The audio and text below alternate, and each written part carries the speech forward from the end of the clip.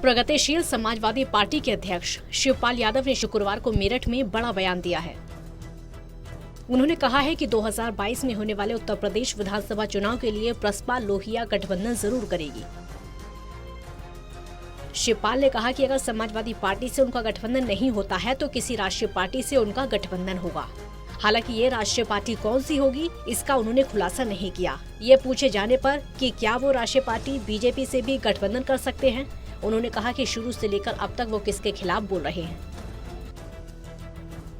हालांकि शिवपाल यादव ने साफ साफ ये भी नहीं कहा कि बीजेपी से गठबंधन का सवाल ही नहीं है। शिवपाल ने कहा कि प्रगतिशील समाजवादी पार्टी जिस गठबंधन में होगी, यूपी में अगले साल उसी की सरकार बनेगी। शिवपाल ने कहा कि समान विचारधारा वाली पार्टियां बीजेपी को हटाने के लिए एक हो जाएं।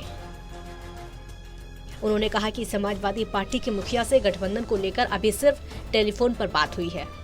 मैंने समाजवादी पार्टी को बुलंदियों तक पहुंचाया है। मेरे प्रयासों की वजह से नेताजी 2 बार प्रधानमंत्री की स्थिति में पहुंच गए थे, लेकिन बनते बनते रह गए। महाभारत कालीन धरती पर पहुंचे शिवपाल ने कहा कि अखिलेश से गठबंधन में मैंने सिर्फ सम्मान मांगा था। जो जीतने वाले प्रत्याशी हैं उनका सम्मान किया जाए। शिवपाल ने कहा कि जीतने वाले प्रत्याशी का सम्मान रहना चाहिए। उन्होंने कहा कि रालोद की मुखिया जयंत चौधरी भी गठबंधन में हो। अखिलेश के यूपी में 400 सीटें जीतने वाले बयान पर प्रसपा के मुखिया शिवपाल ने कहा कि ये बात गले नहीं उतरती। उन्होंने कहा कि अगर अखिलेश 400 सीट जीतेंगे तो फिर उन्हें मेरी जरूरत नहीं है।